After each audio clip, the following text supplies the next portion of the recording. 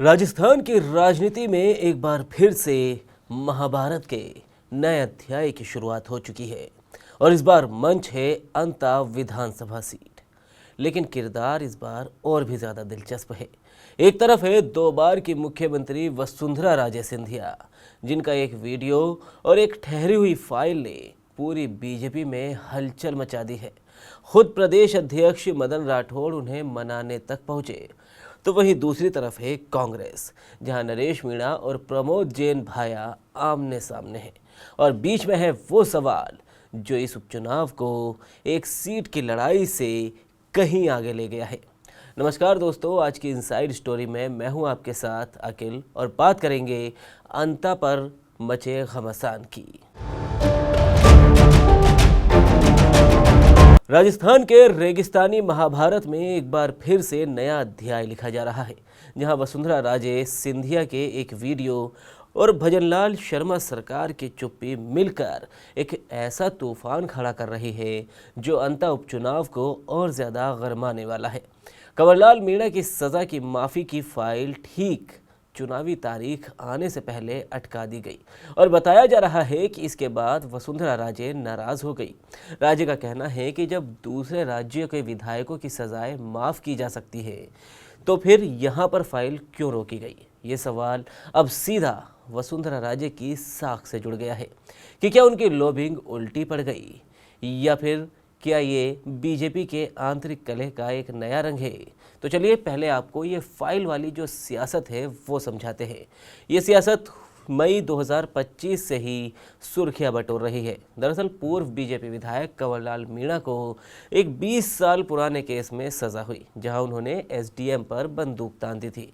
इसके बाद उन्हें 3 साल की सज़ा दी गई, जिसके बाद उनकी सदस्यता रद्द कर दी गई। अब राजस्थान हाईकोर्ट ने भी सज़ा को बरकरार रखा और मीणा की विधायकी जून में ख़त्म कर दी गई। इसके बाद मीणा ने गवर्नर हरिभाऊ भागड़े के पास एक पार्डन की अर्जी लगाई। जून के आखिर तक सब कुछ बिल्कुल ठीक चल रहा था। गृह विभाग ने फाइल को आगे बढ़ा दिया था। सोशल वर्क और कानूनी सहयोग का हवाला देकर गृह विभाग ने अपनी मुहर भी लगा दी थी। लेकिन सितंबर महीने में अचानक इस पर ब्रेक लग गया। फाइल राज्यपाल के पास पहुंचाई ही नहीं गई और ये रुकावट ठीक उस वक्त सामने आई जब अंता उपचुनाव की तारीख 11 नवंबर फिक्स होने वाली थी। सवाल उठता है अब कि आखिर फाइल रुकी क्यों और कब रुकी, और सबसे बड़ा कि आखिर किसके इशारे पर यह फाइल रोक दी गई। तो सूत्रों का कहना है कि वसुंधरा राजे की नाराज़गी की असली वजह ही यही है कि मीणा अंता से बीजेपी के टिकट पर 2023 में जीते थे और वो वसुंधरा कैंप के माने जाते हैं। राजे ने खुलेआम कहा था कि दूसरे राज्यों में तो विधायकों की सजाएं माफ़ हो रही है, गुजरात मध्य प्रदेश के उदाहरण भी मौजूद है, तो फिर कंवरलाल मीणा की सज़ा माफ़ क्यों नहीं हो सकती।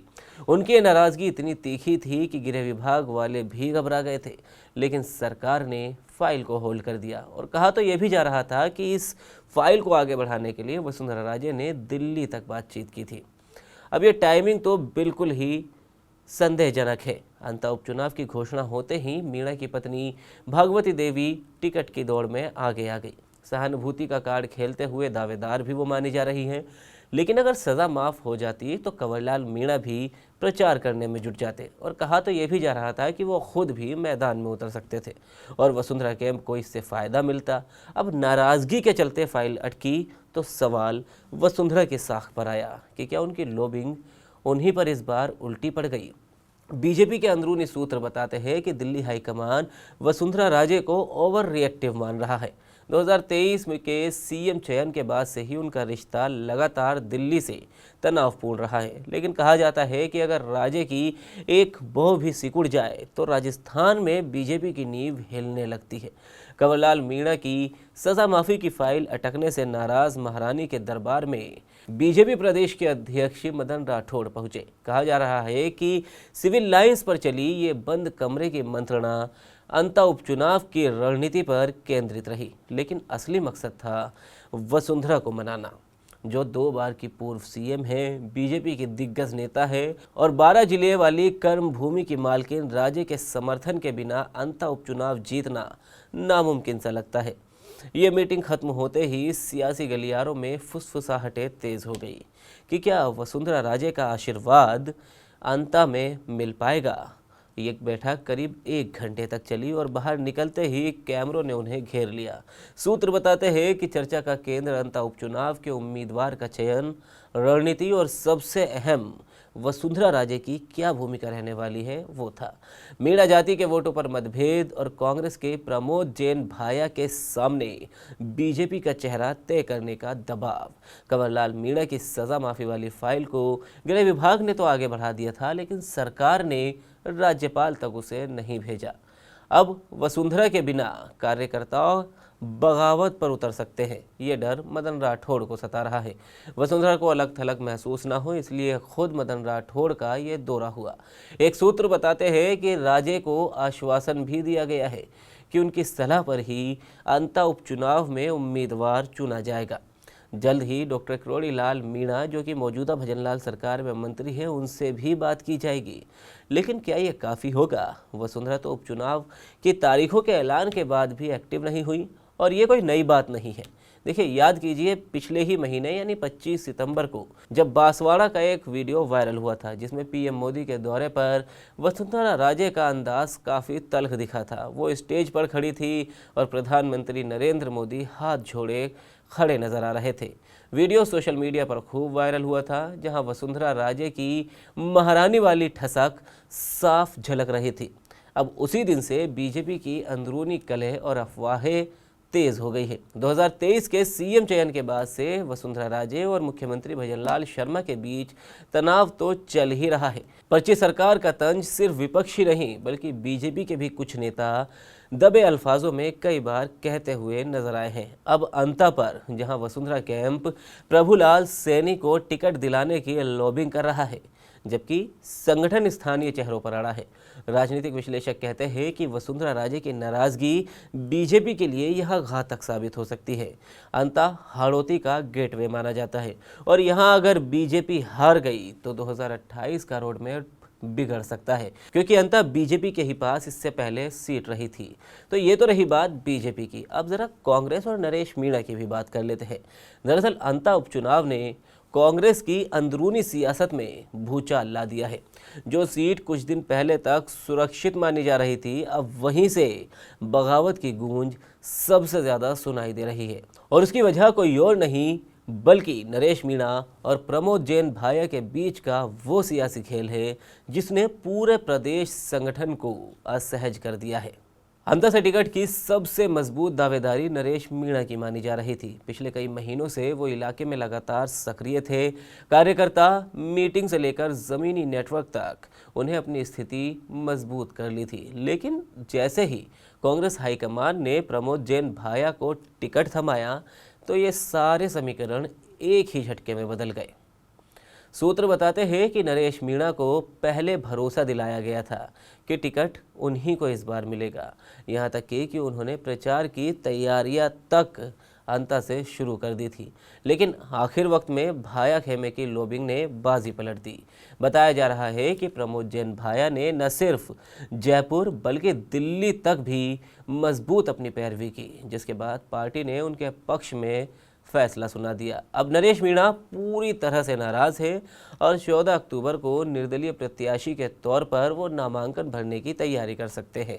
अब अगर ऐसा हुआ तो अंता की लड़ाई कांग्रेस बनाम कांग्रेस में भी तब्दील हो सकती है, क्योंकि नरेश मीणा कांग्रेस के ही बागी नेता है और अगर वो डेंट पहुंचाएंगे तो कांग्रेस को ही डेंट पहुंचाएंगे, जैसे इससे पहले देवलियो नियारा और उससे पहले छबड़ा में कांग्रेस को ही नुकसान हुआ और इसका सीधा फायदा बीजेपी को मिल सकता है। अंदर की खबर तो ये भी है कि प्रमोद जैन भाया ने टिकट मिलने के बाद अपने समर्थकों से यहाँ तक कह दिया कि अब पार्टी का फैसला तो हो चुका है, जो हमारे साथ है वो सीधा मैदान में उतरे और उन्हें उतरना ही होगा। इस बयान के बाद से ही नरेश मीणा के समर्थक भी खुलकर विरोध में उतर आए हैं। कई स्थानीय कार्यकर्ताओं ने तो सोशल मीडिया पर #justice for Naresh Meena trend कराने की कोशिश तक की और भाया पर धोखा देने का आरोप भी लगाया, जबकि प्रदेश प्रभारी सुखजिंदर सिंह रंधावा ने इस मामले पर 2 टूक कहा कि कौन नरेश मीणा। उन्होंने नरेश मीणा को पहचानने से ही इनकार कर दिया और उन्होंने आगे कहा कि टिकट सोशल मीडिया से नहीं मिलता। अब सवाल ये उठने लगा है कि क्या प्रभारी सुखजिंदर रंधावा की याददाश्त थोड़ी कमज़ोर हो गई है? क्योंकि इससे पहले जब कांग्रेस में नरेश मीणा को शामिल कराया गया था तब भी सुखजिंदर सिंह रंधावा प्रदेश के ही प्रभारी थे। तो क्या उस वक्त उनकी जानकारी में ये बात लाई नहीं गई थी? खैर, ये तो प्रभारी सुखजिंदर रंधावा ही जाने। लेकिन दिलचस्प बात यहाँ यह है कि प्रमोद जैन भाया को खुद भी पिछले कार्यकाल में स्थानीय कार्यकर्ताओं के विरोध को झेलना पड़ा था, और अब जब वही नेता दोबारा टिकट लेकर मैदान में हैं तो असंतोष और ज़्यादा गहराता हुआ नजर आ रहा है। अंत में अब बगावत खुलकर भी सामने आ सकती है। वहीं राजनीतिक विश्लेषकों का मानना है कि कांग्रेस का ये फैसला संगठन की एकजुटता पर सीधा सवाल खड़े करता है।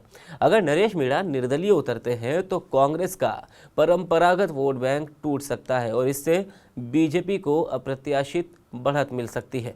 अब सबकी नजरें टिकी है 14 अक्टूबर पर, क्योंकि उस दिन नरेश मीणा ने नामांकन भरने का ऐलान किया है। अब नरेश मीणा निर्दलीय वहां से नामांकन भरेंगे या फिर किसी पार्टी से, ये देखने वाली बात होगी। लेकिन अगर वो मैदान में उतर गए तो प्रमोद जैन भाया की मुश्किलें दोगुनी हो जाएंगी और कांग्रेस के लिए ये चुनाव एक सेल्फ गोल भी साबित हो सकता है। अंततः उपचुनाव कांग्रेस के लिए एक जीत का मौका भी था और संगठन की परीक्षा भी, लेकिन टिकट बंटवारे में हुई राजनीति ने इसे सियासी जंग का अखाड़ा बना दिया है। और आखिर में सवाल ये कि क्या कांग्रेस भाया वर्सेस मीणा के इस अंदरूनी खेल को संभाल पाएगी या बीजेपी इस बिखराव का फायदा उठाकर मैदान मार ले जाएगी? आपकी इस पर क्या राय है? आप भी अपनी राय कमेंट बॉक्स में जरूर बताएं। आज की इनसाइड स्टोरी पर आपकी क्या राय है? आप भी अपनी राय कमेंट बॉक्स में जरूर बताएं। वीडियो को लाइक करें, शेयर करें और राजस्थान से जुड़ी हर खबर के लिए TV9 राजस्थान को सब्सक्राइब करें।